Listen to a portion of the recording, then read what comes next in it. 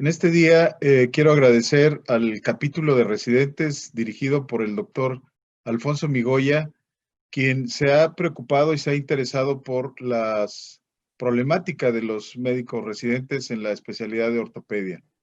Para el Colegio Mexicano de Ortopedia, siempre también preocupados por este capítulo, pues hemos diseñado una serie de actividades y dentro de ellas, pues está el tema de la pandemia de COVID-19, cómo ha afectado los cursos en los hospitales, cómo ha afectado a los médicos residentes y cómo han enfrentado este problema.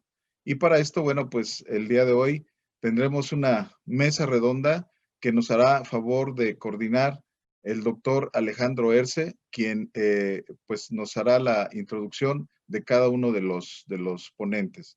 Muchas gracias, Alejandro. Gracias a usted, doctor. Buenas noches a todos. Bueno, antes que nada, la verdad es que para mí es un honor y un gusto coordinar esta sesión por todos los grandes amigos y conocidos que tenemos en esta mesa redonda, y es un gusto poder colaborar con el capítulo de residentes.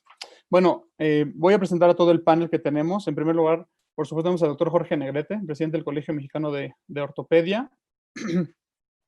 En segundo lugar, el doctor José Manuel Aguilera, que fue también presidente del Colegio Mexicano de Ortopedia y también tuvo mucha experiencia en el Instituto Nacional de Rehabilitación durante más de 30 años. También tenemos al doctor Adrián Rivera Villa, que es jefe del Servicio de Reemplazos Articulares del Hospital Victorio de la Fuente Narváez. El doctor Michel Ruiz Suárez, que es profesor adjunto de Traumatología Deportiva en el Hospital Metropolitano. El doctor Cesario Trueba Basalvilbaso, que es profesor adjunto del Hospital Español de México. El doctor Julio César Pérez Álvarez, profesor adjunto de Cadera y Pelvis en el Hospital de Joco. Y también tenemos a un invitado especial que es un residente de quinto año. Ahorita les damos la sorpresa. Vamos a empezar con un video. Vamos a romper un poquito el hielo. Es viernes. Entonces vamos a empezar con el video y después empezamos con la sesión. Gracias. ¿Es usted Ansgar? Sí. Hola. Soy yo. Vale, bien. ¿Cuál es el problema? Es esta cosa. Tome asiento. Gracias. No he podido hacer nada en toda la mañana. Ya veo. Cuánto lo siento. Esto lleva su tiempo. Todo el mundo necesita ayuda con el Sí. nuevo sistema. Entonces no pudo trabajar. No, se quedó así. Vale, ¿ha probado a abrirlo? Abrirlo. Si fuera tan fácil no habría llamado a la ayuda de escritorio. Claro. ¿Quiere agua? No, gracias. Vale. Bueno, si lo hacemos... Sí. Así... Ahí está. ¿Eh? Ya está. Hasta ahí ya llegué. De acuerdo. Pero después me paré porque tenía miedo de perder algún texto y no me atreví. De acuerdo, presta atención. Aquí puede haber cientos de páginas de texto almacenado, ¿sí? Para continuar, lo único que tiene que hacer es coger una página de esta manera y darle la vuelta de esta forma. Y el texto continúa aquí. ¿Le doy la vuelta a la hoja? Sí, eso es. Pero, ¿qué pasa si quiero ir para atrás? En ese caso, coge usted la página y le da la vuelta en la dirección opuesta. Así tiene el texto previo delante de usted. Vale, entonces termina aquí. Sí. Y aquí... ¡Continúa! Está bien, pero ¿qué hago cuando haya terminado? Simplemente cierre el libro ¿Sí? de esta manera. Así. Cerrado y queda todo almacenado. ¿Y no perderé nada de texto? No se preocupe. Todo queda a salvo y almacenado ahí de forma segura, créame. No sé, comparado con el pergamino, yo que he estado acostumbrado de toda la vida, no me puedo acostumbrar ahora con las páginas de un libro. Muy bien. De un libro, de un libro. Entonces me retiro. Hasta Bueno, luego. espera, antes de que se vaya. Lo abro así Eso y es. luego, como decía... Pasar la página. Correcto. Hacia adelante. Doy la vuelta a las hojas hacia adelante y hacia atrás. Y entonces, Sí, ya está. cuando termino, lo cierro, ¿no? Vale. Sí, gracias. Hasta luego. Espera. Ahora no se abre. Nada. No. Lo está haciendo mal. Debe darle la vuelta y abrirlo desde Eso frente. importa realmente. Darle la vuelta y abrirlo de frente. Así. ¿Ve qué bien? Ya veo. ¿Por casualidad ha leído el manual? ¿Manual? Sí, viene con una guía para nuevos usuarios. Aquí tiene. Sí, esto. Léala. Pues si es que me pasaba lo mismo, no puedo abrirlo. Es imposible. Oh. No se puede. No sabíamos nada de esto. Bueno, nuevamente buenas noches a todos. Como el capítulo de residentes siempre le ha dado importancia a los residentes como tal, entonces trajimos al doctor Gerardo Segoviano. Él es residente de 5º año del Instituto Nacional de Pediatría y fue además jefe de residentes del Hospital General de México. Para que primero nos platiques, Gerardo, un poquito cómo fue este año, cómo ha sido este año para ti. ¿Tuviste cirugías suspendidas? ¿Pudiste operar? ¿Fuiste al hospital? ¿Qué pasó en el instituto? Hola, Alejandro, muy buenas noches. Y antes que nada, obviamente, no está de más volver a agradecer el honor de compartir con todos sus maestros. Es como cuando tu papá te invita a sentarte en la mesa de sus amigos, pero bueno, y tienes que hacerlo bien. Quisiera, la experiencia, obviamente sé que difiere en los hospitales, es muy variable, pero bueno, individualizando en mi particular punto, inicié la alta especialidad en marzo del 2020, como cualquiera. En las primeras 2 semanas de marzo todo fue regular, las consultas, las cirugías programadas y la actividad académica. A partir de la 3ª semana fue que se suspendió, pues como conocemos por la epidemia, todo esto. Hubo una suspensión total de la actividad quirúrgica programada. Esto fue a mediados de marzo, se extendió hasta junio. El programa académico, quisiera agregar que fue llevado a cabo al 100%, y yo creo que inclusive se enriqueció un poco, puesto que el tiempo lo permitió, enriqueciendo en el instituto la colaboración, primero con servicios de ahí mismo, con otros hospitales y con la intervención de nuestros profesores titulares. La hospitalización de nuestro hospital estuvo nos dividieron, nos quitaron un poco del espacio, pero nuestras camas en nuestra sala estuvo al 100% la mayor parte del tiempo, esto por urgencias. En urgencias, el hospital estuvo trabajando al 100% como venía trabajando, por lo general, al menos al día, teníamos 4 a 6, un poco, a veces hasta 7 cirugías, desde la mañana hasta la noche. Eso no se disminuyó, obviamente, previamente había 3 cirugías programadas y el resto ya eran tal vez algunas urgencias. Ahora todo fue urgencia. El manejo conjunto de los pacientes y la valoración clínica siguió siendo, a mi punto de vista, bastante bueno. Se trabajó con el servicio de infecto, con radiología, con todos los servicios del instituto, puesto que este hospital, quiero mencionar, no fue un hospital probablemente COVID, tenía un área COVID, pero no fue determinado como un hospital para dicho caso. Los pros, como un poco de conclusión, en este tiempo, en este periodo, la actividad académica creo que se enriqueció bastante. No se dejó de tener un progreso quirúrgico, sin embargo, pues todo fue enfocado hacia las cirugías de urgencias, al menos hasta junio. Pacientes, vimos bastantes pacientes, al menos en el servicio de urgencias y en consulta externa, pacientes programados que se tenían que revisar o revalorar, se estuvieron revisando y valorando. Y un poco los contras, obviamente, pues las cirugías programadas, que es la cirugía ortopédica en cuanto a la especialidad de cirugía ortopédica pediátrica, pues es un punto muy importante y en el cual la mayoría buscamos enriquecernos en este año, ¿verdad? Entonces, eso es un contra que tuvimos. A partir de julio empezamos a reorganizar la cirugía programada, a volver a comenzar a realizarla y bueno, hasta la fecha hemos estado ya trabajando prácticamente con normalidad, tanto en consulta, en cirugías y en el módulo de urgencias. Bueno, eso es como un resumen de lo que fue este periodo de la residencia de especialidad en el Instituto Nacional de Pediatría. Entonces, perdón, gracias. Entonces, ¿consideras cubierta tu formación como ortopedista pediatra, la consideras cubierta en este año a pesar de la pandemia? No, al momento yo considero que aún no, pero creo que en el tiempo que llevamos de julio a marzo del siguiente año, aprovechando obviamente a nuestros profesores y toda la cirugía programada que está en stop y que se está reprogramando, creo que pueda tener la oportunidad de aprovecharlo y de aprender en este periodo que al menos quedan unos meses importantes. Ok, perfecto, te agradezco mucho. Me gustaría preguntarle, tenemos a diferentes profesores, diferentes sedes. Pues voy a ir con cada uno, les voy dando la palabra a cada uno y me gustaría que me platicaran si se suspendió la cirugía programada en sus hospitales, si trabajaron a manera de guardias, si se suspendió la subespecialidad en sus hospitales y si se les dieron medidas de seguridad a los residentes que siguieron y si se infectó a alguien también. Me gustaría fue este año a ustedes en el Hospital Metropolitano y en el INR?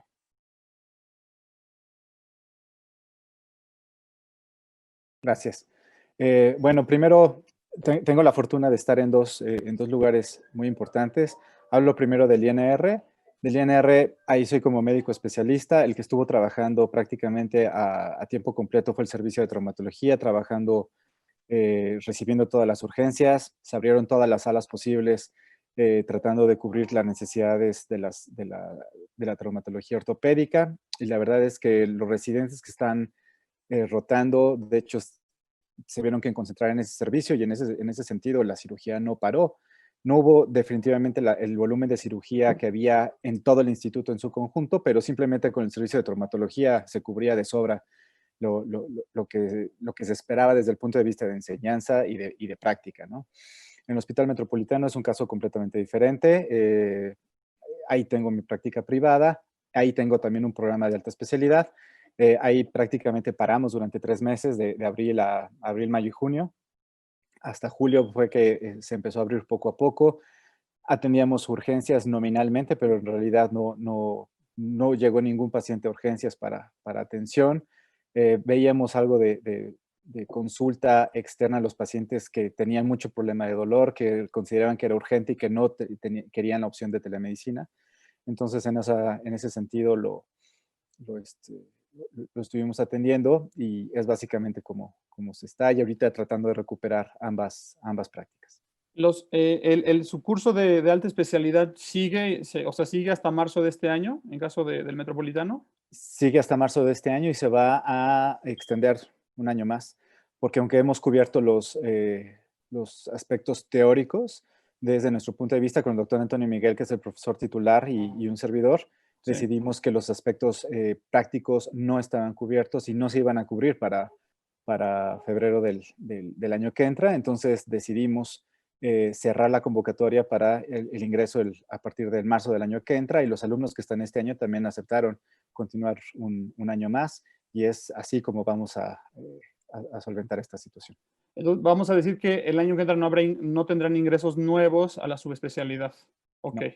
Muchas gracias. Doctor Rivera, ¿cómo les fue a ustedes en Victoria de la Fuente Narváez, tanto a los residentes de primero a cuarto año como en la subespecialidad, en la alta especialidad, perdón, de reemplazos articulares? ¿Cómo les fue a ustedes, por favor?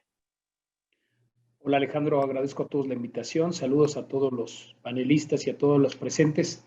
Pues sí, platicábamos brevemente sobre el tema de la cancelación de la alta especialidad, que ya que algunos médicos se encuentran adscritos a diferentes unidades y por medio del sindicato han logrado estar en esta especialidad, ellos tuvieron que regresar a sus actividades laborales en las adscripciones que les correspondía, y precisamente esto es por la cuestión de protección de cada uno de ellos. En cuestión de los médicos que habían sido aceptados no pudieron ingresar, los que son recientemente egresados no pudieron ingresar como alumnos de la alta especialidad, porque precisamente se pretendía que ellos se les protegiera de alguna manera. Si ellos tenían alguna situación de contagio, no tenían una garantía precisa, por lo que se decidió cancelar la alta especialidad. Con el tema de los residentes fue algo diferente, una situación que pues, fue normada gubernamentalmente. Los residentes se dio la indicación que se estuvieran solamente acudiendo en la cuestión de guardias, que son guardias ABC, B en este caso. Entonces los residentes solo van en el momento de la guardia y se presentan desde la mañana hasta el otro día, y ellos tienen que buscar la manera de estar entrando a diversas cirugías. Generalmente ellos estaban adscritos a un servicio durante un mes y se podían empapar de todo lo que en ese servicio se hacía, tanto en traumatología como en ortopedia. Pero en esta ocasión, pues ellos solamente tendrían que ir y buscar la manera de integrarse a las diferentes cirugías que se programan en los dos hospitales de traumatología y en el de ortopedia.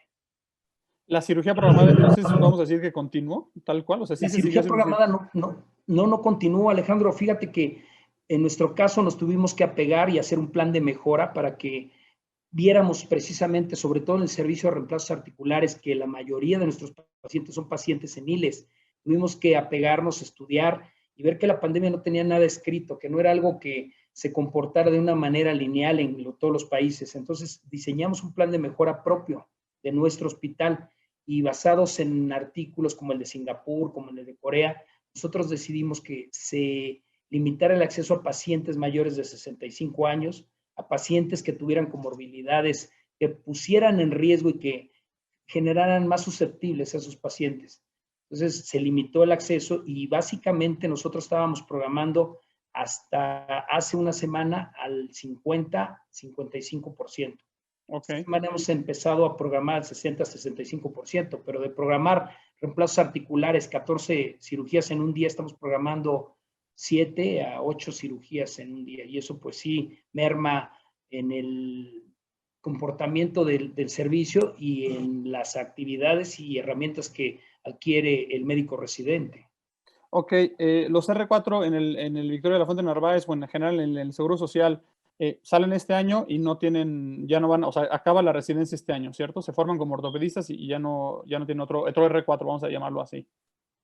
Y ellos terminan. Muchos generalmente se iban directamente a la alta especialidad, pero ahora tendrán que esperar un año más porque ya hay gente que está formada, gente que debió haber hecho la alta especialidad en este año y que finalmente se tuvo que cancelar por este problema mundial. Perfecto, muchas gracias. Doctor Cesario, ¿cómo les fue a ustedes en el español? Cuéntenos un poquito de la experiencia que han tenido en el español. Hola Alejandro, buenas noches. Pues mira, yo creo que es el mismo panorama a nivel privado que público y el ámbito internacional. Simplemente, mira, la cirugía electiva paró al 100%. Las visitas de los pacientes al consultorio disminuyeron un 95%, sobre todo los meses de abril, mayo, junio empezó a recuperar un poquito. Y también es cierto que el confinamiento a las personas, pues también el tenerlos en casa les disminuyó el número de lesiones y por ende el número de necesidades de acudir a los servicios de urgencias o bien de acudir al consultorio. Y el miedo de contagiarse en el área de urgencias o en el consultorio. Entonces, fue un proceso en el que tuvimos que ir aprendiendo tanto a nivel consultorio como a nivel hospital cómo protegernos y cómo proteger al paciente para que pudiera acercarse a nosotros con un poco de confianza y sin el riesgo de contagiarse. Ahora, los residentes los intentamos apoyar en todos los aspectos, apoyándonos justamente en la tecnología y aunque como al monje le costó trabajo aprender a abrir el libro, nosotros así también nos costó trabajo aprender a usar estas plataformas virtuales, pero por necesidad tuvimos que aprenderlas a usar para poder ofrecerle algo más al paciente y también a los residentes, no dejarlos sueltos. Yo creo, coincido con lo que nos comentaban hace unos momentos, el área teórica la hemos cubierto tal vez excesivamente bien, pero nuestra especialidad es una especialidad que además de la teoría, las manos influyen y la práctica. Entonces, en eso nuestros residentes han mermado. ¿Qué ventajas tuvieron los R4? Pues bueno, que la poca cirugía que hubo en el hospital en meses previos, pues fue de ellos. ¿Por qué? Porque ellos, en el caso nuestro, el 28 de febrero termina su especialidad y seguimos funcionando como lo hemos hecho históricamente. Perfecto, muchas gracias. Julio, cuéntanos un poquito cómo les fue en Joco. Ustedes que tienen muchos pacientes, igual que el doctor Rivera. Hola, buenas noches, amigo. Saludos a todos los maestros. Pues el panorama ahí en mi hospital, que netamente es el baluarte, ¿no?, de los hospitales de la Ciudad de México, de la Secretaría de Salud, nunca paramos, ¿no? Hay que decirlo así, el trauma, coincido con todos los demás, sí llegó, sigue llegando y seguirá. Y eso pues es inevitable, ¿no? Que va con la cultura, mucha gente no hace caso todavía. Y sí, bajó como en todos los hospitales, la cirugía programada prácticamente se suspendió, pero sí vimos un repunte. Por ejemplo, nuestro hospital fue de los últimos en convertirse a hospital COVID.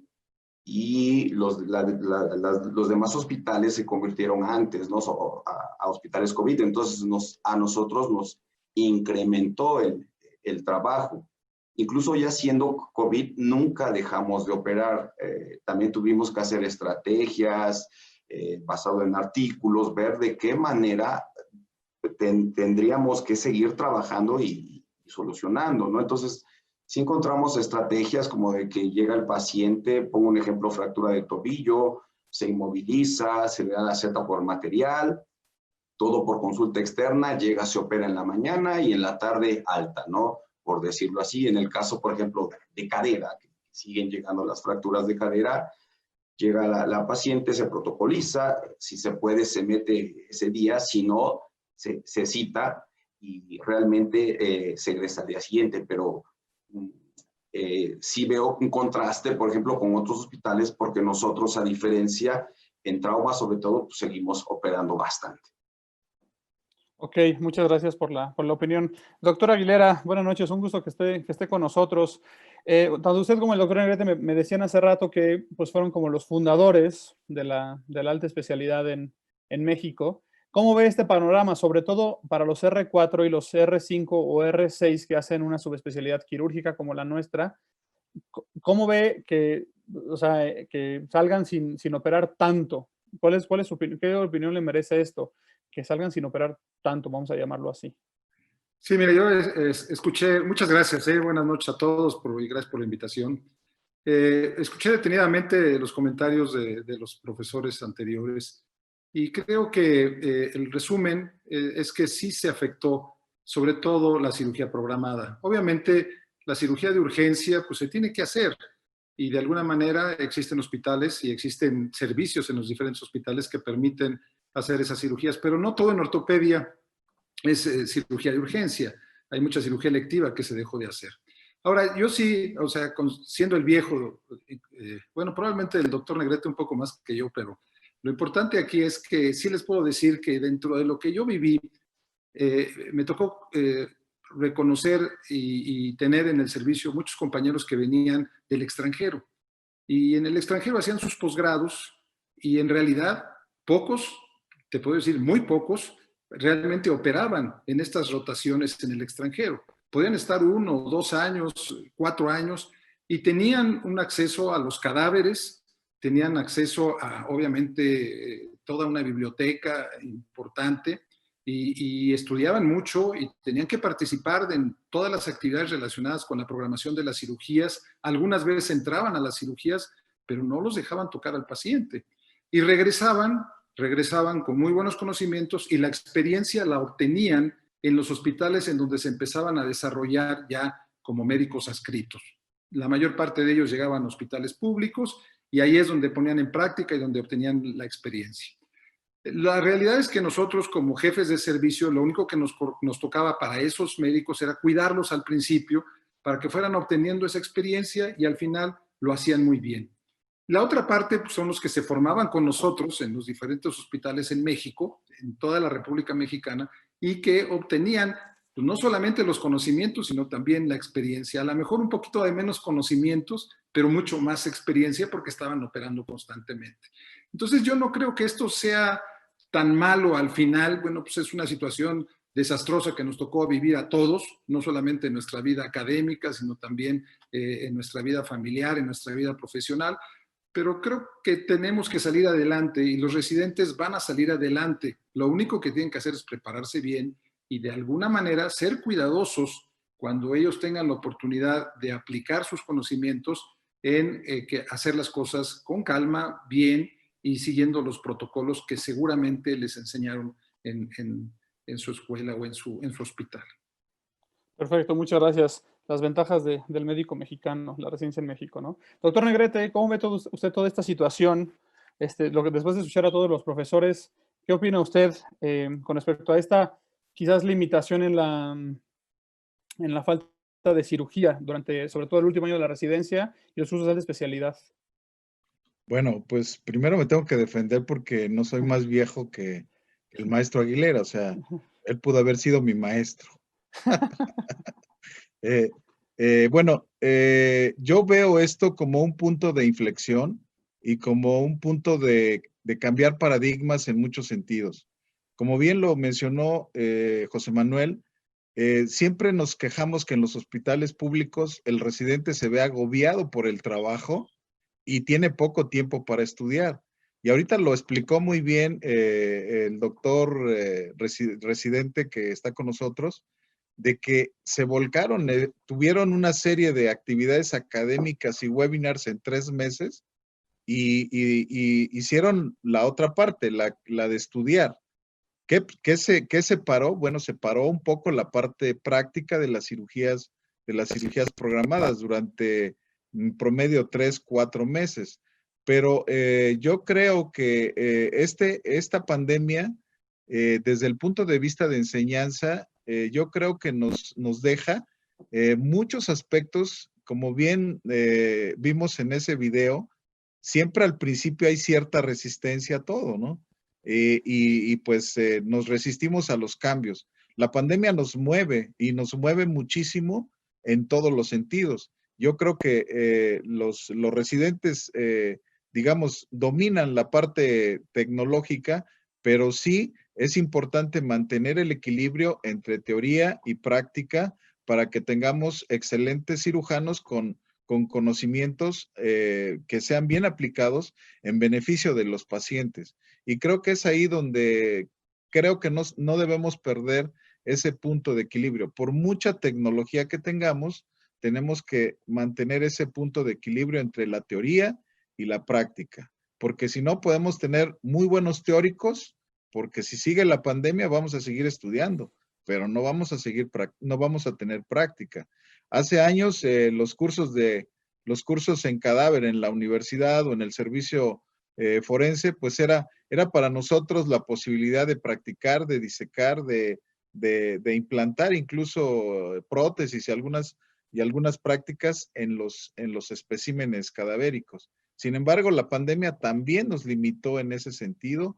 Entonces, pues yo diría que es momento, o la pandemia nos da esa oportunidad de cambiar paradigmas en relación a la enseñanza, en relación a la forma de aprender. Ok, muchas gracias.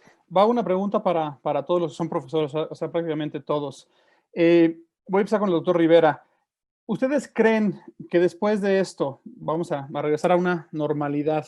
¿La residencia va a seguir igual? ¿Los cursos de especialidad van a seguir igual? ¿O vamos a intentar equilibrarlo un poco más? ¿Va a haber un cambio en la forma de hacer las cosas o vamos a seguir haciendo lo mismo? Empiezo con el doctor Rivera, por favor.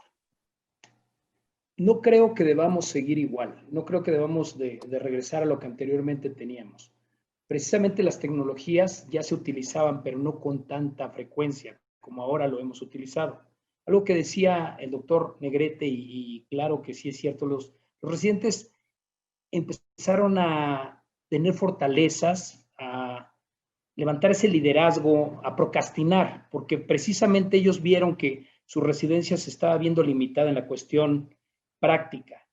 Ahora, la cuestión teórica también es una situación que ellos tuvieron acceso a webinars, a muchas pláticas virtuales, pero también había que ser selectivo. Así como seleccionamos los artículos por nivel de evidencia, había que saber qué pláticas son a las que había que entrar, porque ya muchas personas daban plática y a veces esas pláticas no tenían el contenido, con el respeto que me merecen, que el residente debería de tener, ¿no? Entonces, eso es muy importante, que esta herramienta que nosotros teníamos previamente y que no se estaba utilizando tan continuamente, deba utilizarse más y ser muy selectivos y modificarla para bien. También tenemos que desarrollar talleres virtuales en los cuales los residentes sean los que participen. La gente de alta especialidad sea quien participe en ese taller virtual, obviamente con todas las precauciones que se deben de llevar en esta pandemia. Ellos sean los actores de ese taller. Entonces, creo que no debemos de estar igual que antes, debemos modificar muchas más cosas. Obviamente, los cuidados que el residente debe tener al entrar a la cirugía. Un tiempo que los residentes parecían astronautas queriéndose proteger, y hay que saber exactamente qué medidas de protección debemos tener en cada caso específico. En lo personal, el hospital en que yo laboro no es un hospital COVID, pero se tuvo que hacer un filtro para evitar que este hospital se convirtiera en un hospital COVID, porque el desastre que se presentaría si hubiera alguna catástrofe donde se ocupara a los traumatólogos, a los ortopedistas, y ese hospital se convirtiera en COVID, no quiero ni pensarlo. Entonces, no podemos regresar, tenemos que seguir con esta situación, tenemos que buscar perfeccionarla. Eso es mi punto de vista.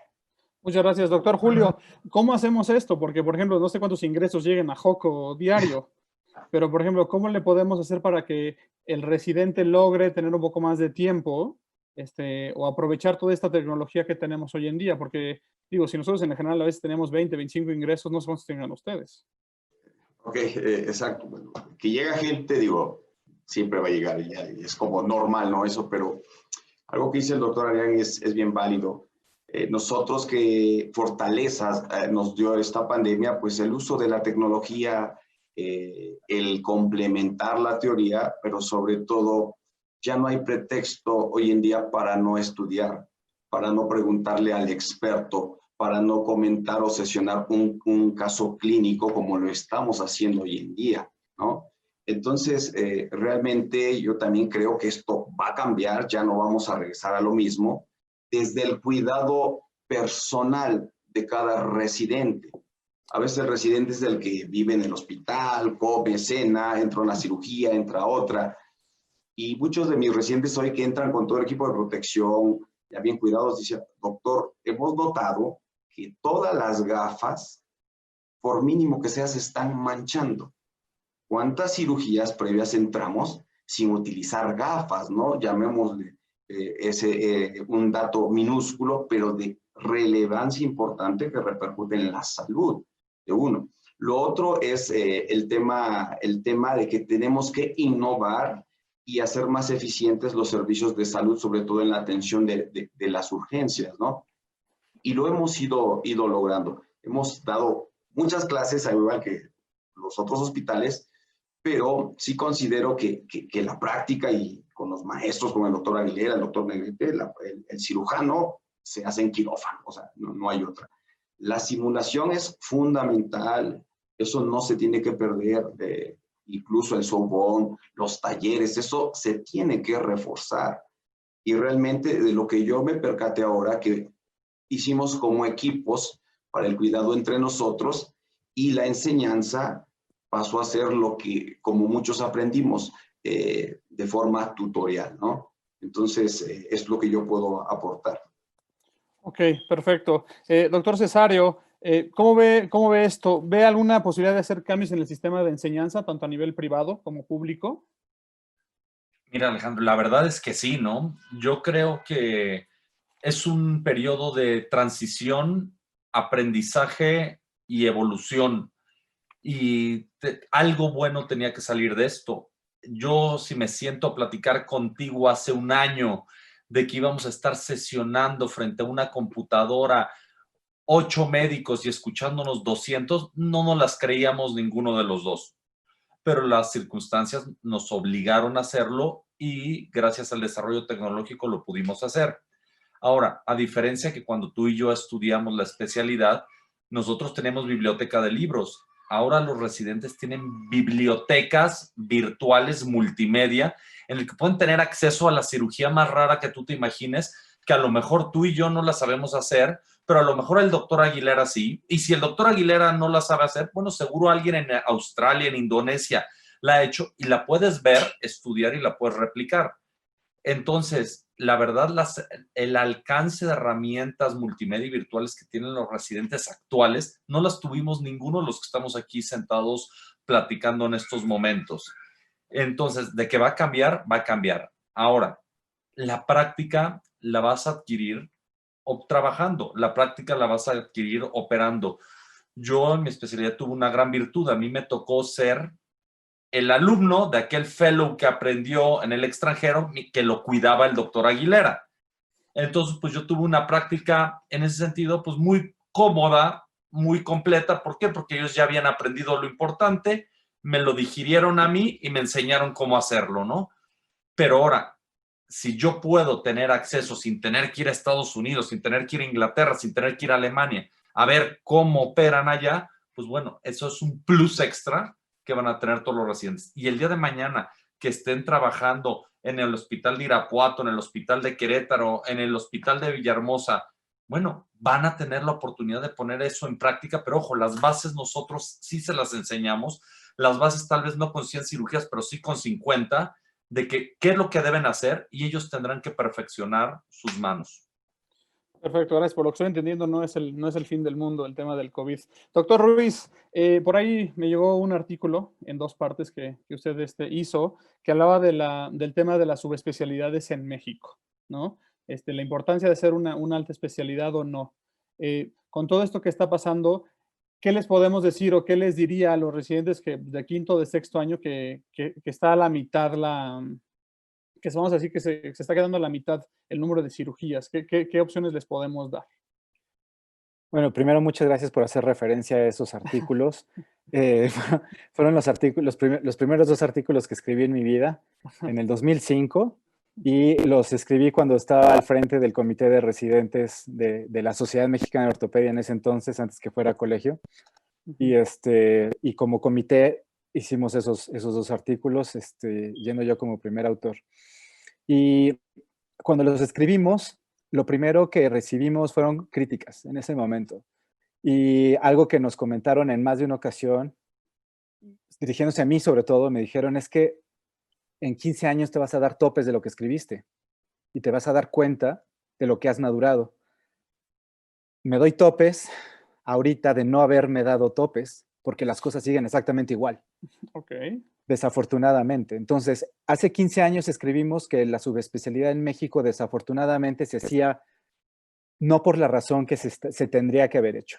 Para mí, una alta especialidad se tiene que hacer para poder perfeccionar una técnica, para poder identificar problemas de gran complejidad y poder hacer cirugía de revisión con la menor tasa de complicaciones. Y desafortunadamente en este país se sigue siendo un programa de alta especialidad para aprender lo que no se aprende en la residencia.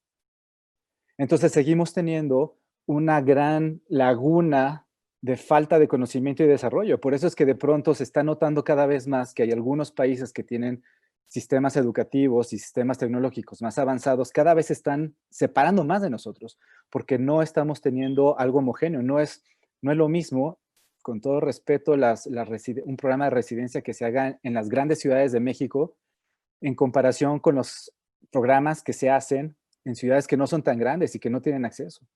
Entonces, algo que está cambiando la pandemia y que es algo que me preocupa mucho es que esos programas pequeños suplían sus deficiencias con rotaciones en los hospitales grandes. Pero esas rotaciones se van a acabar, seguramente, al menos durante el próximo año.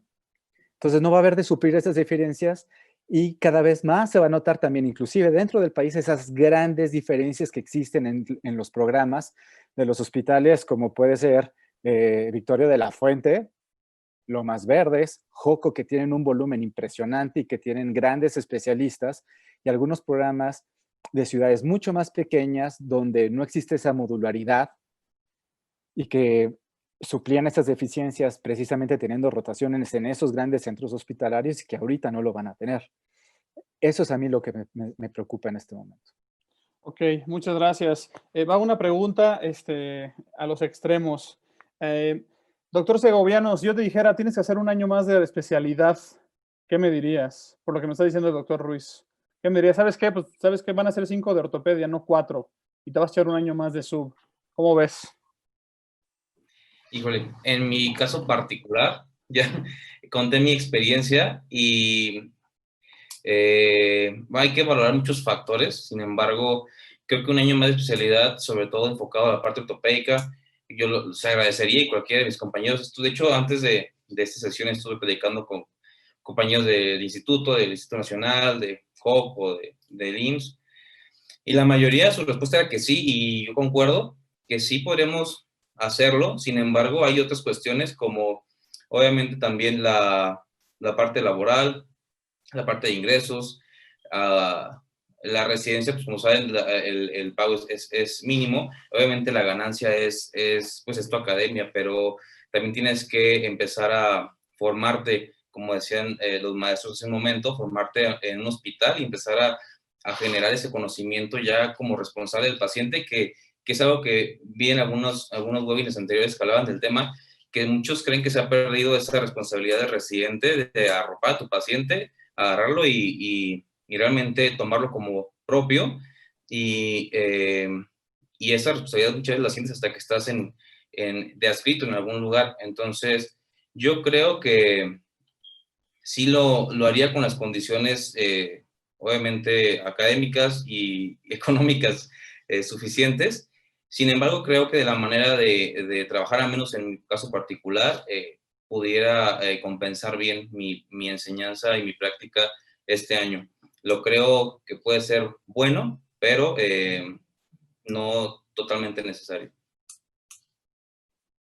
Ok, doctor, vamos a empezar con el doctor. Bueno, voy a encaminar la pregunta al doctor Negrete y al doctor Aguilera. Por lo que yo entiendo, ustedes hicieron 3 años de residencia en ortopedia. ¿Sí? ¿Es cierto? ¿Cómo ven si yo les dijera, vamos a hacer 5 de ortopedia? O sea, primero es, ¿por qué hacer un cuarto? Y me preocupa por lo que nos dijo el doctor Ruiz. Y luego, ¿cómo les dirían hacer un quinto? No sé, empezó con usted, doctor Aguilera. ¿Cómo la ve ya después de un tiempo recorrido? Te agradezco mucho la pregunta y también agradezco mucho el comentario del doctor Ruiz. Era yo una de las cosas que quería decir. Realmente esta pandemia y esta crisis que estamos viviendo debe de servir para que las autoridades de enseñanza de toda la República Mexicana, del Seguro Social, de la Secretaría de Salud, de las diferentes universidades, se junten para revisar qué es lo que está pasando con los cursos de especialidad. ¿Por qué? Lo que yo vi en el hospital, cuando nosotros empezamos a hacer los cursos de alta especialidad, es que los residentes entraban para perfeccionar algunas técnicas, para aprender algunos detalles. Normalmente se enfocaban más en la cirugía de revisión, poco menos en la cirugía primaria. Como lo acaba de decir Cesario, bueno, pues también los residentes de tercero y cuarto año, pues ponían prótesis, hacían abordajes de cadera, etcétera, etcétera. Pero en la medida que fue creciendo el grupo de residentes de alta especialidad, se les fue quitando a los residentes de tercero o de cuarto año la posibilidad de poder hacer este tipo de procedimientos quirúrgicos. Entonces, ¿qué era lo que sucedía? Que terminaban la especialidad, se sentían incompletos y decían, no, yo tengo que hacer un posgrado porque no puse ni una sola prótesis de cadera, no puse ninguna sola prótesis de rodilla y tengo que pasar ahora a hacer el posgrado para esto. Entonces, todo esto va generando una serie de problemas a tal grado que yo en la etapa final, ahí en el Instituto Nacional de Rehabilitación, llegué a pensar, dije, bueno, pues es que los residentes de tercero y cuarto años ya no deben de estar en el hospital, tienen que estar en un hospital general a donde se haga la cirugía básica que incluye prótesis primarias de cadera y de rodilla, y no estar en el instituto, porque realmente los residentes de quinto y de sexto año les están quitando la capacidad de formarse, que nosotros, cuando hicimos una residencia de 3 años, pues los podíamos hacer perfectamente bien. Entonces, la solución no es aumentar el número de años, sino realmente programar la enseñanza como debe de ser. Entonces, y eso implica que no nada más los residentes del Magdalena sean del Magdalena, sino también tengan que sean del sector salud y que puedan rotar y que se pueda vigilar exactamente lo que están haciendo cada uno de ellos, no como mano de trabajo, ¿sí? Porque, digo, el doctor Michel no me va a dejar mentir, pero hay muchos cursos a nivel privado que están empezando a crecer, pero lo único que están buscando es mano de obra barata, o sea, ahorrarse la ayudantía. Entonces, bueno, esto no sucede en todos los casos, afortunadamente, pero también está empezando a suceder en los hospitales privados. Entonces, se tiene que juntar la universidad, se tiene que juntar las secretarías de salud, los departamentos de enseñanza de todos estos lugares y ver cómo se puede mejorar ese programa de enseñanza para que realmente los residentes aprendan ortopedia en los primeros 4 años y además cuando hagan un posgrado aprendan lo que realmente tienen que aprender en un posgrado y no hacer un posgrado para cubrir las deficiencias de un curso de especialidad que lo hice mal, porque no me tocó el hospital adecuado o porque pasaron situaciones que en un momento dado no me permitieron obtener el entrenamiento adecuado para poder ejercer esa especialidad.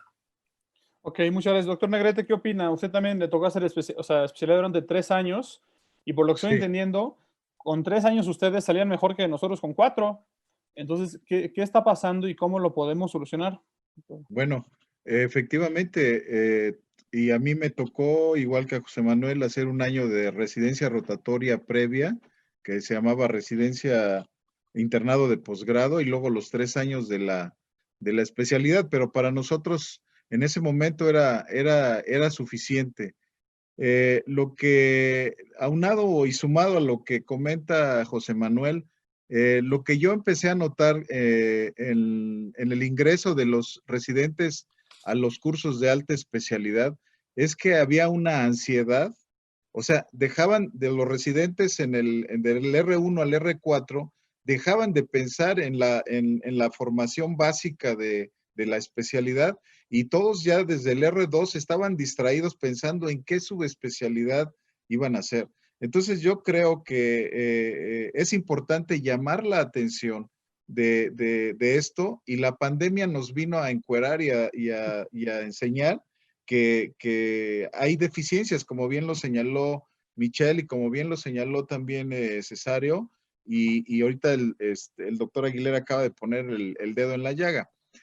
Si las instituciones dejan o cobijan a los especialistas que se forman en su institución y les dan a lo mejor el trabajo y les dan la oportunidad ya como médicos de la institución de aumentar su curva y su práctica de aprendizaje durante 2 o 3 años, y madura, esos médicos jóvenes maduran y luego entran a unos cursos de alta especialidad para resolver complicaciones, porque hace 20 años o 25 años, cuando empezamos poniendo prótesis de cadera primero y luego de rodilla, veíamos ya con cierta preocupación que a 2 décadas íbamos a tener una gran incidencia de problemas de aflojamientos, de problemas de infecciones de las prótesis, de problemas de todo esto que se hace cirugía compleja, y que de repente, si tú llegas a un hospital, digamos, no de gran tamaño, sino un hospital no de concentración, y llega un paciente con un problema de estos, casi te podría decir y asegurar que la mayoría de los ortopedistas le va a hacer el feo a ese paciente y lo va a tratar de enviar a un centro de concentración, ¿sí? Entonces, ¿y eso de qué nos habla? Pues nos habla a veces de esa deficiencia en esa curva de práctica, y que a veces las presiones sociales o económicas o familiares alrededor de la edad en la que estás viviendo como residente, pues te obligan a veces a ir a tomar diferentes opciones. Entonces, no es la solución, creo yo, aumentar años, sino es darles la seguridad laboral y económica a los médicos que ya se formaron como ortopedistas y traumatólogos generales, que maduren en la práctica y luego escoger o seleccionar quiénes son los más aptos e interesados para desarrollar los cursos o entrar a los cursos para resolver cirugía más compleja. Ok, muchas gracias. Cesario, ¿tú cómo ves? Por lo que yo entiendo, tú te formaste en el instituto, ¿cierto? Cierto. Hiciste alta especialidad y luego te fuiste al español. ¿Cómo ves esto de que, o sea, es necesario estar en una institución un par de años después de haber salido de la especialidad, o qué fue lo que te ayudó, o saliste realmente muy bien preparado? ¿Cómo fue un poco tu experiencia? Cuéntanos, por favor. A ver, yo caí, Alejandro, un poco en el vicio que platicó el doctor Aguilera. Cuando yo empecé la residencia, eran antes, un año arriba de mí, eran 12 residentes por año. Mi generación fuimos 18 residentes por año. Y las especialidades, justamente ahí, los cursos de alta especialidad empezaron a tener un furor brutal. A mí me empezó a pasar lo que comentó el doctor Aguilera, que había jefe de servicio en sala, había adscrito en sala, había R6 en sala, había R5 en sala, y entonces a mí me tocaba hacer R3 o R4, me tocaba estar paradito en un banco viendo desde atrás. Eso es la realidad. Para que yo empezara a mover la pierna en una cadera, tenía que ser R5, y para poder agarrar un separador de Farabeuf tenía que ser R6, ¿no? Entonces, esa realidad a mí me tocó vivirla porque ya había demasiados médicos en los cursos de alta especialidad, y sí se empezó a hacer un hábito que el curso de alta especialidad era como un requisito para formarme bien, lo que no me pude formar en los años previos. En los años previos tal vez era muy teórico, sabíamos ver una resonancia de pies a cabeza, de frente y de lado, sí, pero el exceso de subespecialidad nos afectó. Perfecto, muchas gracias. Doctor Rivera, me parece que el Seguro Social tiene como cierta ventaja en que muchos de los residentes salen, tienen un 08, una base, etcétera, etcétera, y luego pueden entrar a la alta especialidad. O sea, ¿cómo ve usted el hecho de que se formen en hospitales generales y posteriormente ir a hacer una alta especialidad, o en el seguro les funciona bien? O sea, este hecho de que salgan, tengan una base, tengan un 08 o los ceros que quieran, y después hagan la alta especialidad. ¿Cuál ha sido un poco su experiencia en el seguro? Bueno, hoy en el hospital de Dr. Victorio de la Fuente Narváez, muchos residentes tienen la oportunidad, bueno, previa a la pandemia, de estar rotando en los diferentes servicios. Entonces ellos van visualizando cuál es el servicio que les gusta más, qué les gusta hacer, si columnas, si les gusta prótesis, si les gusta traumatología, las cuestiones más de urgencias. Entonces el residente se va enfocando al final del año cuarto, se va enfocando a buscar estar en una alta especialidad. Obviamente hacen un concurso, una selección en cada uno de los servicios que ofrece alta especialidad en ortopedia y en traumatología. También el instituto tiene que reunir ciertos requisitos, ciertas características para poder entrar. Entonces, creo yo que el problema que se presenta, ya lo decían, es que hay diferentes residentes que pretenden estar en alta especialidad, pero a veces no tienen el tiempo y son de diferentes partes de la República. Mucho su interés es regresar a la sede donde ellos vienen, ¿no? De donde son originarios, para atender ahí a los pacientes. Muchos van con las herramientas al 100%, pero hay quien a veces no cumple esas herramientas. Mucho es porque los residentes tienen que buscar también entrar a las áreas donde ellos tienen carencias. Eso actualmente con la pandemia hemos visto que buscan estar entrando al quirófano, buscan meterse más a las áreas de más carencia. Entonces, lo que nosotros notamos es que los médicos que se quedan como 08, los médicos que se quedan como 02, van perfeccionando ciertas técnicas que no hicieron durante la especialidad. Y si alguno tiene interés en hacer una alta especialidad, tiene esa posibilidad de que el sindicato, por medio del sindicato, ellos puedan obtener el ingreso a una alta especialidad. Perfecto, muchas gracias. Doctor Julio, usted es de los que, bueno, tú eres de los que hace pelvis, que muchos no nos gusta entrarle. Yo me acuerdo que, por ejemplo, decían unas guías en Estados Unidos que lo ideal para operar una prótesis de cadera eran 50 cirugías al año, ¿no? ¿Cómo ves, por ejemplo, el R5 que está haciendo pelvis? ¿A cuántas cirugías puede entrar este año? ¿Y cómo ves la formación en caso de, por ejemplo, de Joco? Si salen, o sea, después de 4 años es suficiente, necesitan una sub. ¿Tú cómo ves todo este problema que estoy entendiendo? Mira, yo creo que aquí hay que hacer dos posicionamientos muy claros, ¿no? Escuchando a los demás profesores, no es lo mismo, por ejemplo, hacer una alta especialidad en el medio privado, una alta especialidad en el seguro social y una alta especialidad, en mi caso, en el módulo de cadera y pelvis de la Secretaría de Salud. ¿Qué diferencias hay? Nosotros, por ejemplo, damos beca, y me parece que en el instituto, pero no a todos los 3 R5 que tenemos. Hacemos igual un proceso de selección. ¿Qué buscamos? Alguien que se deje enseñar, que quiera aprender y que tenga pasión, que sepa que se le va a exigir muchísimo, porque como tú lo dices, la pelvis es compleja. Y siendo bien honestos, nosotros lo único que hacemos en un año, que para mí no es suficiente, por ejemplo, sobre todo hablando de pelvis, y si le agregamos acetábulo, no es suficiente, pero sí nos toca darles bases sólidas, teoría y práctica en medida de lo posible. Desde luego que la pandemia pasó a afectar, sí. ¿En qué medida? Yo creo que sí, un 40 a 50% menos de cirugía. Sin embargo, en institución pública, privada o en el instituto, algo que nos va a unir es el carácter. El carácter ese se aprende de los maestros, te lo formas tú solo, te lo forman las circunstancias, pero en ningún posgrado te lo van a enseñar. ¿A qué me refiero? Sobre todo en el caso específico de pelvis, tienes que tener carácter. A lo mejor no he metido las que dicen las guías internacionales, porque seamos muy honestos, pero sé la teoría, conozco la anatomía, entré con el profesor y vi cómo, por ejemplo, contuvo un sagrado de la corona mortis.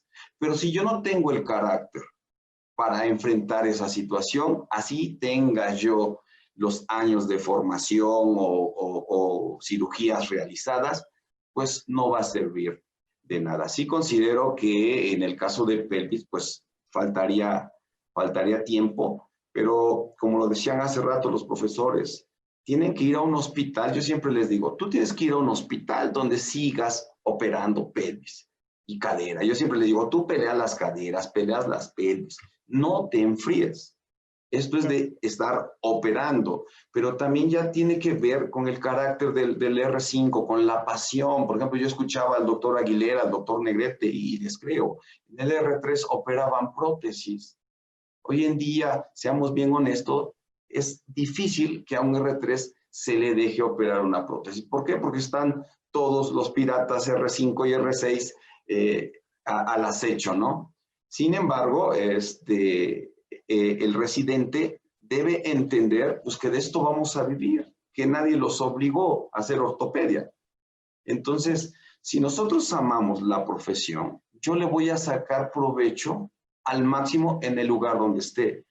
Y culmino con decir lo siguiente, no es la institución, no es la sede, es el alumno, el que quiera aprender. Y para terminar, la tecnología, como decían hoy en día, te permite ver la cirugía y seguir aprendiendo. Ok, muchas gracias por el comentario. Segoviano, tenías un comentario, por favor.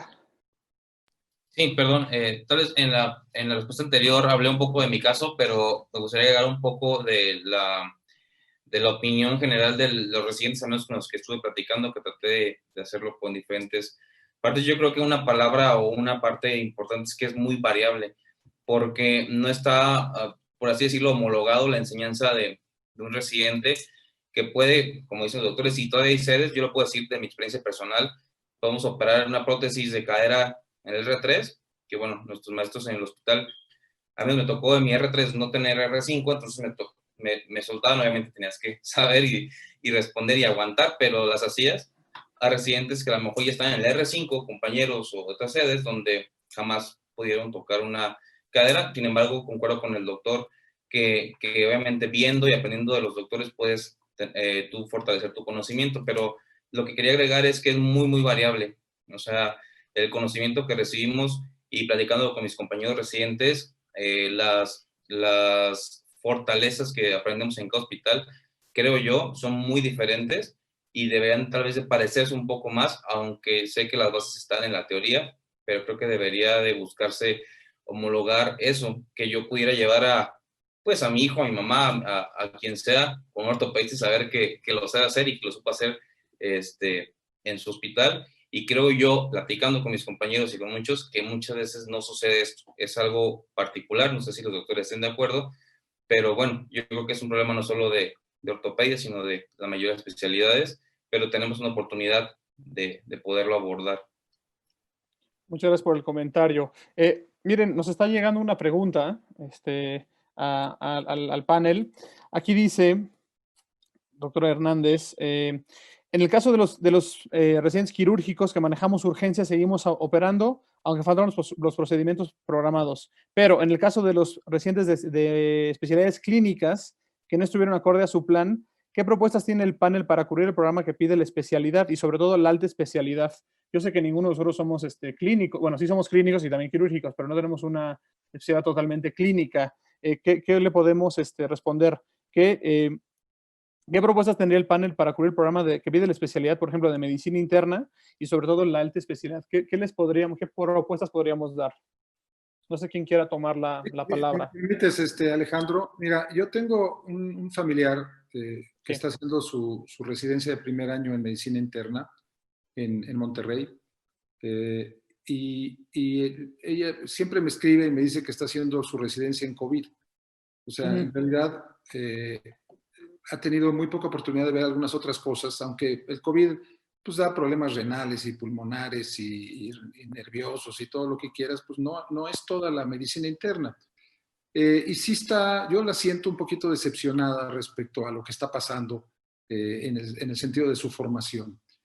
Creo que el problema aquí, en el que nosotros nos enfocamos más que nada, es en las manos, ¿verdad? En las manos para operar. Probablemente si nosotros consideramos que podríamos cubrir un poquito de esta deficiencia de práctica, estudiando y viendo procedimientos quirúrgicos, pues a nivel de lo que podría ser la clínica, pues podríamos tener un poquito más de facilidad, y más ahora con el internet y toda la multimedia de la que hablaba Cesario muy bien, pues podríamos tener la posibilidad de poder cubrir un poquito más esa deficiencia. Definitivamente, como lo dije yo al principio, esto es catastrófico, o sea, de alguna manera se pierde un tiempo que va a tardar mucho en poderse cubrir, pero que ya será la iniciativa de cada quien el que podamos pues ponernos a estudiar y tener acceso ahorita a lo que cuando había huelgas de residentes, y el doctor Negrete se acordará muy bien, pues de repente podíamos estar metidos en un aula varias semanas, incluso meses, y bueno, pues no había internet, y pues lo más que teníamos que hacer pues era llevar nuestro librito para estar ahí estudiando mientras se resolvía el problema de la huelga. Y ahora pues tenemos muchas ventajas y muchas posibilidades de poder cubrir por lo menos parcialmente esa deficiencia. Perfecto. No sé, doctor Ruiz, si tenga alguna sugerencia para esta pregunta, ¿qué hacer en caso de las especialidades totalmente clínicas? O si ustedes han visto que hay algún defecto, igual que por lo que estoy entendiendo que pasa en ortopedia, que salen del R4 y no es suficiente el R4. No sé si hay alguna propuesta y si han visto ese problema en especialidades clínicas. Bueno, mi primera sugerencia sería preguntarle a los especialistas médicos, no a un quirúrgico, porque lo que vivimos es completamente diferente. No le hacemos tanto. Sí. Exacto, porque además yo, por ejemplo, tuvimos una reunión del comité de enseñanza del hospital donde tengo mi programa de posgrado, y hay un programa ahí de anestesiología, hay un programa de cirugía general, hay un programa de medicina interna, y todos cumplieron a cabalidad, o al menos es lo que comentan los profesores. La gran ventaja de las especialidades clínicas es que ellos no pararon. A final de cuentas, ellos tuvieron que suplir, a lo mejor no se estuvieron tan enfocados en el área en el que estaban concentrados, pero a final de cuentas ellos no pararon. En realidad, vean todos los memes que se hicieron de las especialidades quirúrgicas. No se hicieron en vano, se hicieron porque realmente no tuvimos un papel preponderante aquí. Afortunadamente fue una enfermedad infecciosa, pero si hubiera sido una guerra, hubiera sido exactamente al revés. Hubiera sido que nosotros hubiéramos tenido todo, hubiéramos llevado la batuta, y las especialidades clínicas seguramente se iban a quedar atrás. Entonces, yo creo que aquí es la situación la que estamos viviendo. Yo creo que las especialidades clínicas, de hecho, ahora que se hizo una encuesta en todos los especialistas de los Institutos Nacionales de Salud para ver si consideran necesario aumentar un tiempo para tratar de compensar por el tiempo perdido, todos los residentes contestaron al unísono de las clínicas: no, ya lo hicimos. Al contrario de los quirúrgicos, que son un porcentaje mucho menor de todo lo que representan los Institutos Nacionales de Salud, que dijeron: yo sí, necesito más tiempo. Entonces, creo que a lo mejor este no sería el foro para platicar de eso, porque nuestra experiencia, nuestro modo de vida, nuestro modo de aprender y nuestro modo de llevar nuestra actividad es completamente diferente al de un especialista clínico. Perfecto, muchas gracias. Nos llega otra pregunta aquí. Si los residentes de alta especialidad podrán quedarse más allá de marzo para completar satisfactoriamente su entrenamiento en todas las sedes. Si quiere, empezamos en orden, por como lo estoy viendo en la cámara. Sí, Julio, si quieres contestar esa pregunta. Sí, nada más, déjame, perdón que te interrumpa. Y nada más déjame completar la pregunta. Sí. Y en caso de ser posible, también hay que considerar que muchas veces el curso de alta especialidad no es pagado. Obviamente lo que decía Segoviano, que pues no reciben ya lana en el R5. Entonces, ¿podrán quedarse, por ejemplo, en Joco en tu caso, o qué va a pasar con ellos? Al respecto, bueno, yo soy profesor en activo por parte de la UNAM, y yo pregunté en posgrado, ¿no? Porque nosotros nos regimos por lo que diga la máxima casa de estudios, y lo único que aplazaron fue el ENARM, el examen de acceso a la especialidad. Fuera de ahí, por estatuto universitario, el programa va tal cual, es decir, el 28 de febrero culmina y vienen los nuevos. Hasta ahorita no hay ningún comunicado, por ejemplo, que diga la Universidad Nacional va a extender 3 meses, 2 meses. No, no lo hay y no creo que lo haya, porque los trámites de titulación o diplomación oportuna siguen, no se ha modificado absolutamente nada, ¿no? Finalmente, también tengo este problema. Me decían los R5 que tengo, nos queremos quedar, doctor, pero han ido a preguntar ya unos 6, 7 R4 de diferentes hospitales y nosotros queremos entrar. Finalmente, sí es un problema serio, pero por estatuto universitario, la residencia de alta especialidad termina el 28 de febrero. Perfecto. Y bueno, ya nos comentaron que en el IMSS, bueno, se suspendió el curso y bueno, y seguirá en las demás instituciones. Bueno, más bien se cancelará más bien se seguirá teniendo la entrada de los residentes el 1 de marzo en todas las instituciones. Ahora va el comercial. Doctor Negrete, como colegio, ¿qué estamos haciendo? Ahora sí que hay que publicitarnos tantito, ¿no? Entonces, ¿qué es lo que, no sé si nos puede hacer algún tipo de resumen o cuál es la actividad del colegio? Y después paso al doctor Aguilera, ¿cómo ve el consejo? Yo sé que ya usted estuvo en el consejo. Entonces, ¿qué está haciendo el colegio? Primero para el doctor Negrete, y cómo lo ve el consejo con respecto a la certificación para los ortopedistas o los residentes que van a salir de la residencia. Empiezo con el doctor Negrete. Bueno, gracias, Alex. Mira, el colegio, la función del colegio es mantener la educación médica continua. Una vez que los médicos terminan esa etapa de formación, en su práctica y en su desarrollo profesional, bueno, pues el papel que juega el colegio en este caso es facilitar la educación médica continua. Y lo que hemos hecho ahorita al enfrentar este reto de la pandemia, pues ustedes saben ahorita que se suspendieron todos los congresos, todas las actividades presenciales. Sin embargo, pues hemos desarrollado, implementado una gran cantidad de actividades, todas de excelente nivel, contando con la base de profesores que tiene el Colegio Mexicano de Ortopedia. Y pues hemos no dejado de lado evidentemente a los residentes y se ha estado impulsando diferentes actividades. Próximamente tenemos el congreso virtual del Colegio Mexicano de Ortopedia. Tenemos el congreso de residentes que también se hará virtual por la misma situación que priva ahorita de la pandemia. Y pues estamos todo el tiempo en constante movimiento y yo vuelvo a insistir que la pandemia nos ha enseñado a superar y a buscar los horizontes de la educación médica de una manera mucho más revolucionada, más tecnológica y más actualizada. Ahora tenemos al alcance a la información, pues en cuestión de sentarnos en una plataforma como lo estamos haciendo ahorita y reunir a grupos de profesores de diversas áreas, de diversas articulaciones, expertos, y obviamente todo esto es, como decía, es refrescar el estudio, refrescar los conocimientos y actualizarnos constantemente. Entonces, el colegio es parte fundamental en el desarrollo profesional y actualización de los ortopedistas, y sin olvidar a los residentes. Perfecto. Doctor Aguilera, usted estuvo mucho tiempo, estuvo mucho tiempo en el consejo. ¿Sabe si el consejo, tiene alguna forma de resolver este tipo de problemas con respecto a la certificación, con respecto a los residentes, los exámenes? ¿Tiene algún conocimiento de eso? Sí, mira, en realidad a donde nos tenemos que ir en primer lugar es que la función del consejo es certificar y recertificar. Esa es la función básica de los consejos, de todos los consejos. Obviamente, al realizar estas funciones, al certificar y recertificar, puede hacer un análisis de qué es lo que está sucediendo en las diferentes sedes, porque se tiene un registro de dónde viene ese residente y se tiene un registro de aquellos que se están recertificando, pues qué tipo de actividades académicas está realizando.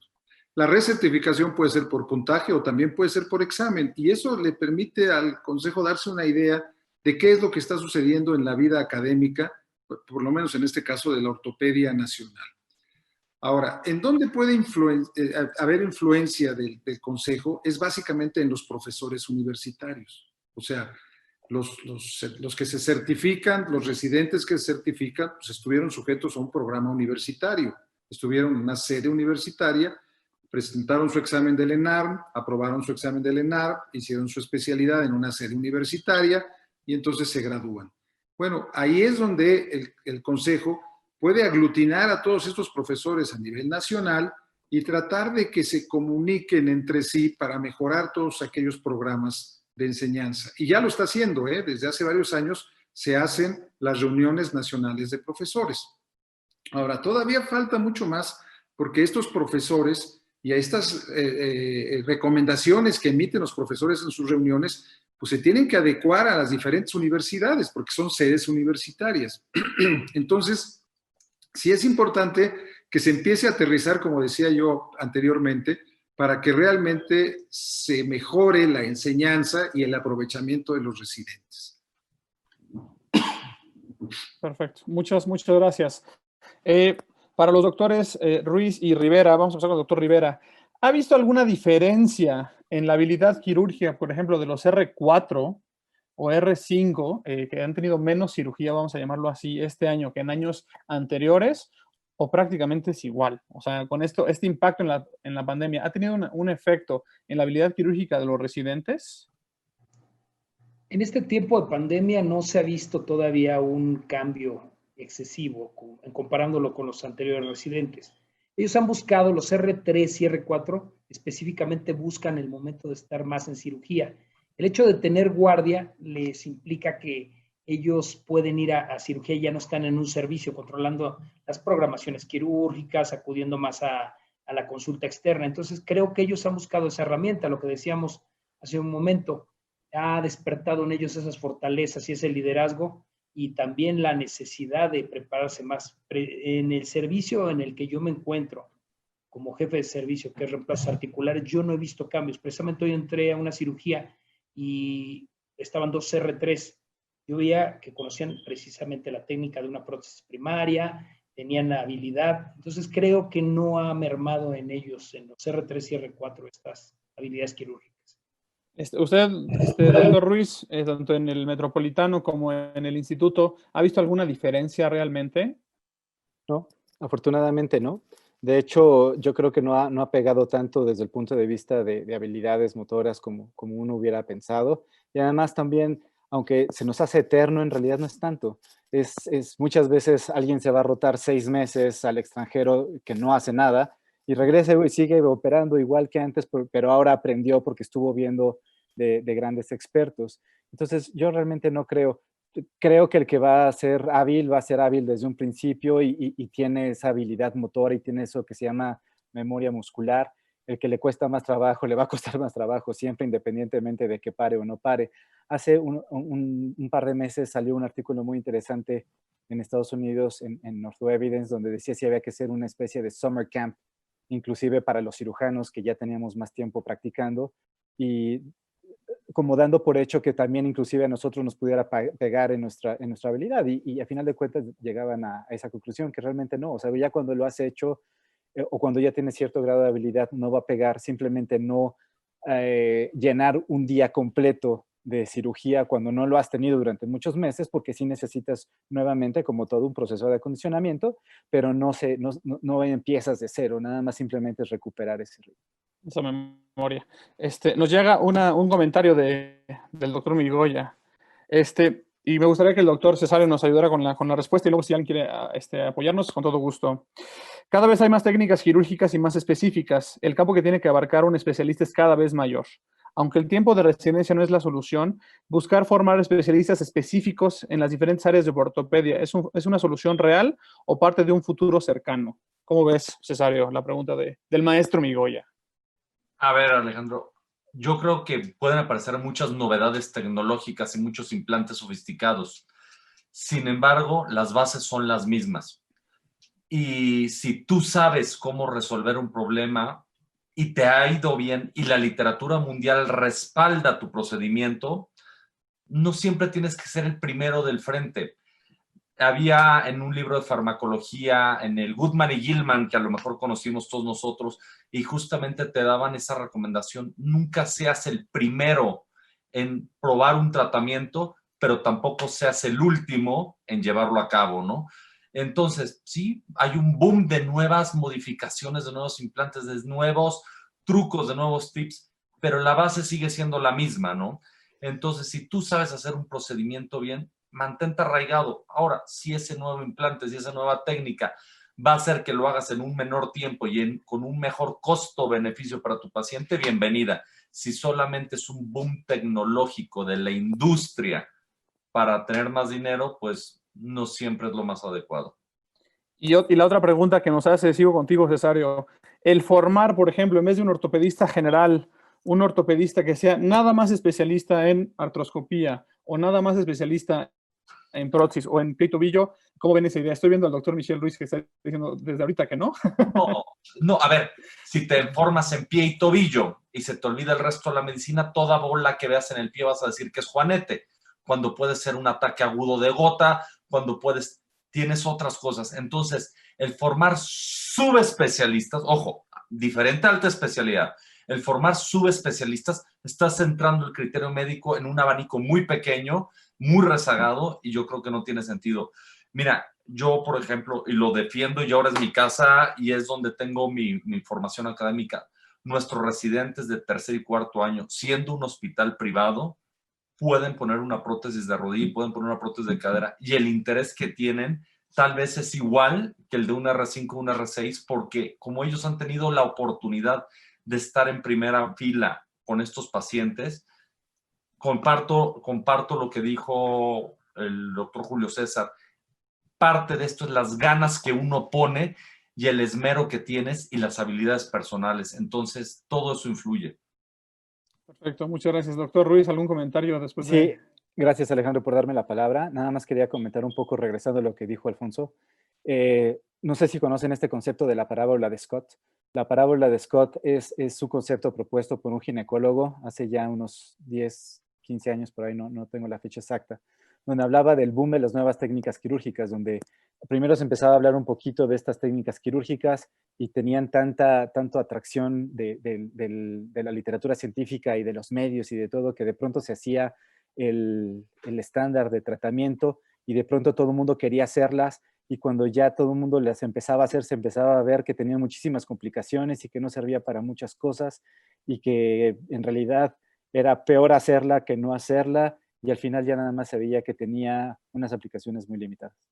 Entonces, creo que es momento de retomar o que siempre tengamos en consideración este concepto de parábola de Scott.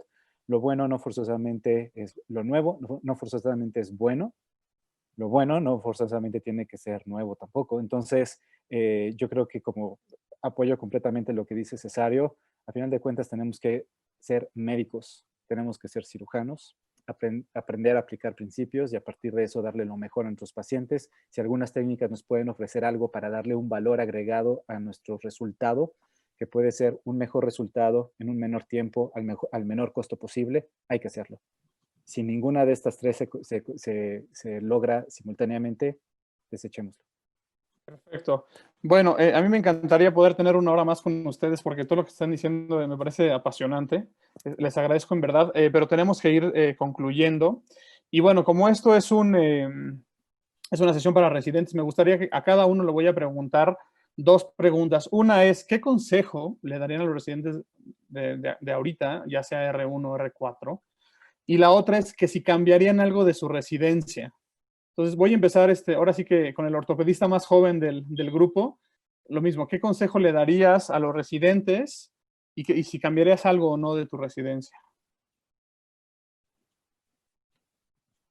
Bueno, antes que nada, más que consejo, pues sería como aportar un poco de lo que yo creo, que tal vez los doctores tengan más experiencia, pero a mis compañeros siempre les comento, y como han dicho todos, lo han repetido, dicen que el gallo donde lo ponen canta. Entonces aquel que tiene interés, aquel que quiere aprender, el que quiere hacer, lo va a realizar. Entonces, más bien no perder el interés, puede haber pandemias, puede haber lo que sea, pero el interés tiene que existir y tiene que ser el mismo. Siempre, aún con la pandemia, vimos que encontramos la manera de seguir operando, en muchos casos, seguir aprendiendo en otros casos y de evolucionar. Entonces, creo que ese interés no se debe perder y aprender yo de todos sus maestros, de mis maestros en particular, nunca dar por sentado que ya sabemos, porque el conocimiento nunca se acaba y nunca es suficiente y sigue evolucionando. Entonces, es eso. Yo a veces creo, y una crítica que quiero decir a mis compañeros a veces es que llegamos a R4 y creemos que ya sabemos y ya somos el siguiente Tlatoani, pero no. Entonces se sigue aprendiendo y realmente vamos empezando. Entonces yo que les daría el consejo humildad y sería ese ánimo de seguir aprendiendo y de seguir fortaleciendo las carencias que tal vez creamos que tengamos. ¿Cambiarías algo de tu residencia? Perdón la interrupción. Bueno, yo creo que todos tenemos ahí detallitos que tal vez quisiéramos fortalecer.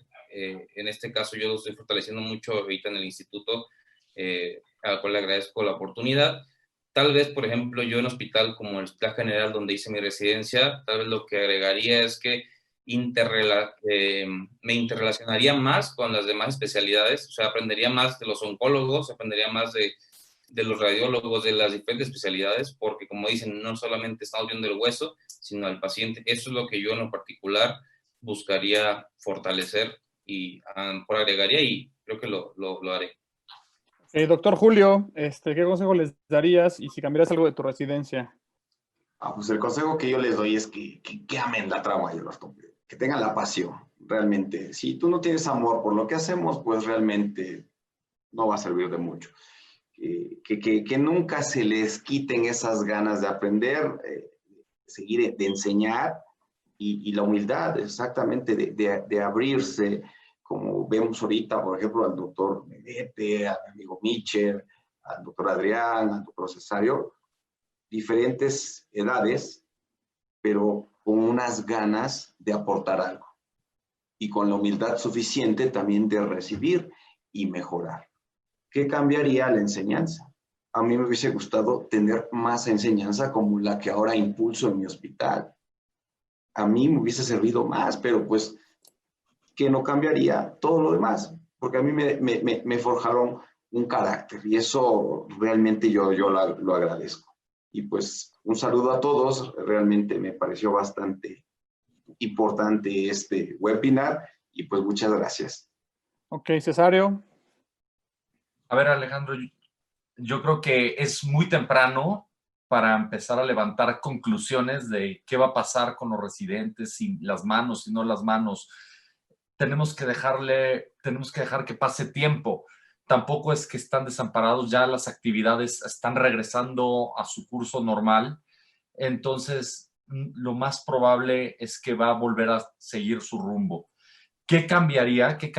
Bueno, yo creo que cambiaría apostando, como todas las universidades a nivel pregrado se acaban de dar cuenta, algo que a nosotros nos enseñaban, que es el módulo de aprendizaje invertido. Ese switch tiene que cambiar en la cabeza de los residentes. Nos encanta que esté el doctor Aguilera enfrente de nosotros, Michelle Ruiz hablándonos de hombro y que ellos hagan todo y que nosotros entendamos lo que nos conviene. Lo que tiene que cambiar el switch en ellos es que ellos son los que tienen que estudiar, ellos son los que tienen que aprender y ellos tienen que venir a nosotros a explotar. Ese es el concepto que están vendiendo ahora en las universidades privadas, en las universidades públicas nacionales e internacionales, el flip learning o aprendizaje invertido. A ver, en medicina, ¿cuántas veces no lo dijimos desde hace años? Estudia, estudia, estudia.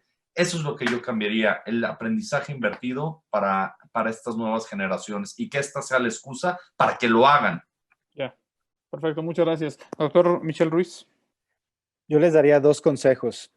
El primero es no dejen de aprender medicina, no se casen con la especialidad, porque si no, va a pasar que está una crisis como esta del COVID y como ortopedista, si no sabes medicina, no sabes ni qué opinar, y siquiera si debes opinar. Pero si sabes medicina y sabes todas las demás disciplinas que nutren a esta ciencia de la medicina, no nada más eres ortopedista, no nos quedemos como nada más el que carpintero y el que sabe pegarle nada más a un hueso. Y la segunda es, no se casen con una subespecialidad. Amen cada día de la residencia y encuentren en operar una lux valgus, en una fractura de fémur, en una prótesis de cadera, en una reparación de manguito de los rotadores, en una displasia de desarrollo de la cadera, en cualquier miopatía que encuentren. Amen cada día eso. No se casen con una subespecialidad. Para eso habrá tiempo. Se puede, inclusive como ortopedistas generales, pueden dedicarse a algo. Y no quiero que suene a cebollazo. ¿Qué cambiaré de mi residencia? Nada.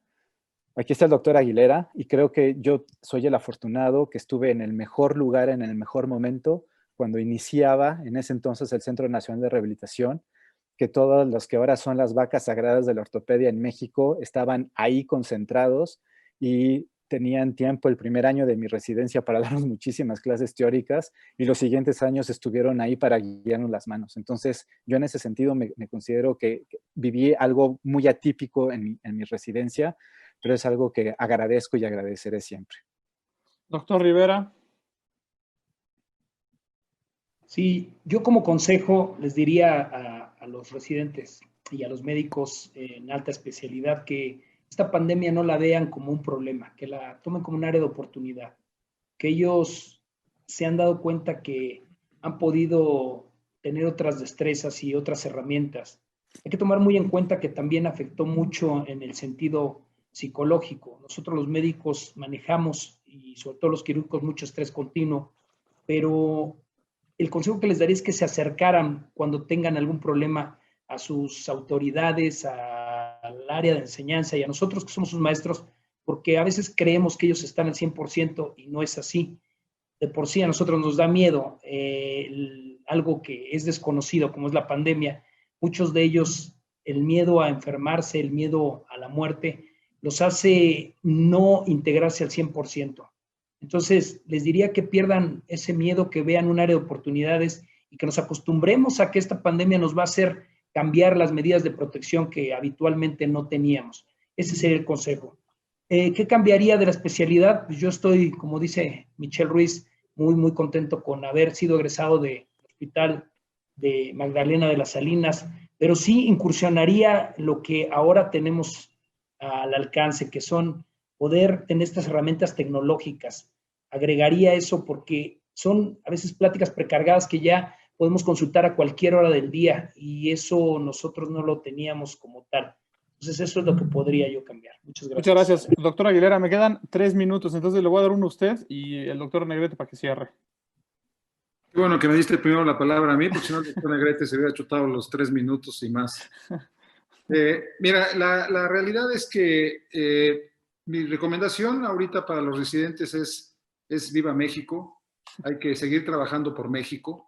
Hay que crecer por México. Tenemos que ser honestos. Tenemos que ser de alta calidad académica. Como dijo bien el doctor Rivera, esto va a pasar, pero lo que se va a quedar es lo que nosotros nos llevamos en nuestros conocimientos, en nuestra experiencia y sobre todo nuestra calidad humana, que eso es lo que no debemos de olvidar. Yo no cambiaría nada de mi hospital donde hice la residencia. El que cambiaría sería yo, no el hospital. Hay muchas cosas que me hubiera gustado hacer cuando yo era residente y que desafortunadamente no las hice porque estaba yo enfermo de juventud y que de alguna manera el tiempo no regresa. Y yo creo que la recomendación es vivir intensamente la especialidad, aprovechar el tiempo por el cual nosotros estamos haciendo nuestra especialidad, porque ese tiempo no va a regresar. Muchas gracias. Muchas gracias, doctor. Gracias, doctor. Y doctor Negrete, nos quedan 2 minutos. Un comentario final, una recomendación para los residentes. Sí, muchas gracias y la verdad que ha sido una mesa compartir con todos ustedes esta noche. Creo que nos deja mucho. En lo personal, creo que decía Abraham Lincoln que todas las cosas que desees saber están en los libros. Entonces, mi recomendación es, y les decía yo cuando estaban los residentes conmigo, es que lo primero es que tienes que leer, tienes que seguir estudiando, y eso nunca se debe de perder. Y hacer las cosas con pasión, como dice Julio, con el compromiso. Yo tengo la fortuna y Michelle también de ver aquí en el hospital privado donde estamos, doctores, especialistas de más años que nosotros y apasionados, siguiendo todavía los casos, siguiendo la cirugía y amando la especialidad. Y creo que eso es lo importante, o sea, que amemos lo que hacemos y que tengamos ese compromiso de seguir preparándonos para ofrecer a los pacientes, porque nos debemos al paciente, nos debemos a la gente que atendemos, que operamos. Entonces, eso creo que debe ser. La tecnología, como ya bien lo dijeron, va a seguir avanzando y nos va a seguir facilitando muchas cosas, tanto técnicamente como en cirugía, en procedimientos, en todo eso. Entonces, yo creo que eso sería la enseñanza de toda esta mesa. Creo que es hacer las cosas bien, ser honestos, ser leales, tener valores dentro de lo que hacemos y respetar a los pacientes, porque finalmente creo que son los que más nos enseñan los pacientes desde que somos estudiantes de medicina. Y pues yo de verdad que me ha dado mucho gusto. Les agradezco a todos ustedes la participación y pues ya leeremos los comentarios de la gente que se conectó. Muchas gracias. Bueno, pues muchas gracias a todos. A nombre del Colegio Mexicano de Ortopedia, del capítulo de residentes, del doctor Alfonso Migoya, les agradecemos a todos su asistencia. La verdad ha sido un gusto estar con ustedes los ponentes. Y un día me los voy a llevar a comer porque quiero sacarles más información a todos. Bueno, pasen un feliz viernes y sean muy felices. Sigan cuidándose mucho en esta época de pandemia. Gracias de verdad y muy bonito fin de semana. Hasta luego. Gracias a todos. Gracias, Alex. Un gusto.